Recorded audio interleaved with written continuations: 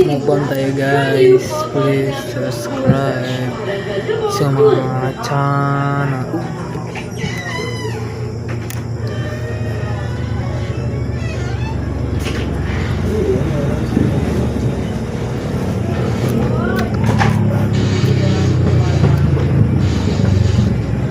Run in mode.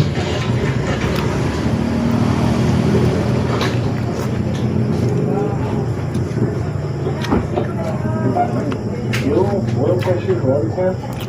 Yes. 230 Didn't get it crank the engine. Oh, snip up some cardboard.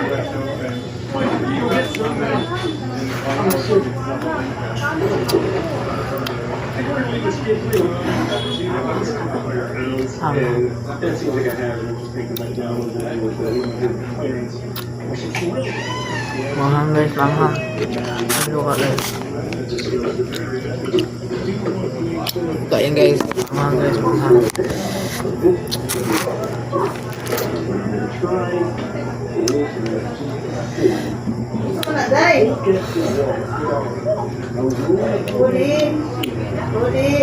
Pwede ko na, wala pa na nauman la. Muta lang.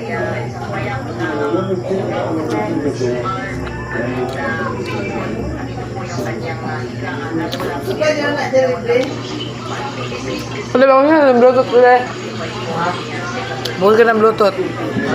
Bukas ng Bluetooth ba? Bukas.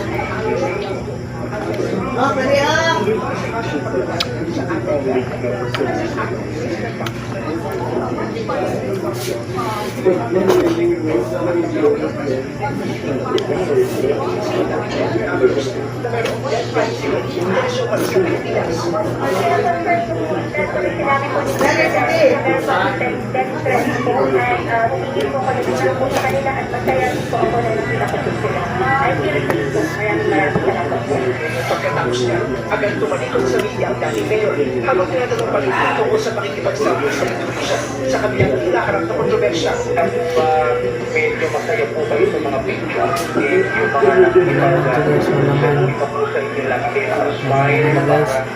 less stress po kayo sa ibang sitwasyon. Pasado na stress na madaling araw, nagkataksigo sa PNP Custodial Center kung saan guys nagawa ang ikalawang booking procedure. Pinagsuot siya ng curriculum na mag-uniform, nag-detain ng PNPCC, tinatanggal din ang kanyang mga gadget, gaya ng cellphone at airpods. Saan siya pinapasok sa purungan ng pag-umaga na. Nakausap ni Gopi ng mga abogado. Pagkatapos niya, pag-alas 10 kanina, nila naman siguro sa campus na kung saan siya may arrest warrant. Bantay sarado siya ng mga polis na dumating sa regional trial court. Pero dahil hindi siya nagpiyansa at nag-uso ng kanyang mga abogado, nag-detain siya sa PNP. Pinabalik din siguro sa camp traffic alinsunod sa utos ng korte. There will be no special treatment for Alice Lugo. At siya po ay itatrato bilang ordinaryong detainee katulad po ng ibang na-detain po dyan sa loob po ng custodial facility.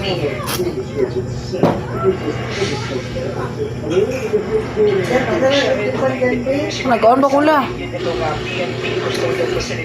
Bukod sa bantay sa atin ng mga polis, naglagay na rin ng Kude pa na, itikpan ko de. kalsada papasok. Kulura. Tanging yung pamilya at mga abogado nga lang itong si Alice ko ang makakapag-isya sa kanya dito sa Camp Crame. Maraming salamat, Brian Castillo. Pinagpili madalas pa kung saan dapat manatili si Alice Go sa Senado ba o sa PNP Custodial Center. Hindi Senator Lisa Ontiveros sa Senado dapat dahil sila ang unang naglabas ng arrest order. Nasa frontline na balitang yan si Leanne Losman.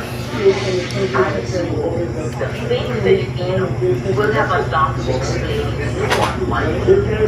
Pagbabayaran niya ang pagsisinungaling niya, ang pagdaro takas at ang panloloko sa sambayanan. Maraming dapat ipaliwanag at sandamakmak ang dapat sagutin ni Alice Go sa pagpapatuloy ng pagdinig ng Senado sa Lunes kaugnay sa kanyang pagtakas at umano'y koleksyon sa iligal na pogo sa bansa. Kaya git ni Senator Risa Hontiveros na chairman ng dalawang komite na nag-iimbestiga kay Go, dapat sa Senado siya nakaliting. Yan ay kahit palaglabas ng warrant of arrest ang Capastarlac Regional Trial Court laban kay Go sa kasong paglamag naman sa Anti-Graft and Corrupt Practices Act. Ang Senado Suka guys, suka. ang Senado trigger ng naman Senate warrant sa law enforcers sa Jakarta. Ang hindi rin daw ni Hontiveros base sa mga unang desisyon ng Bye. Suprema. Ang Please subscribe guys, please subscribe. ay Bye. dapat na nasa jurisdiction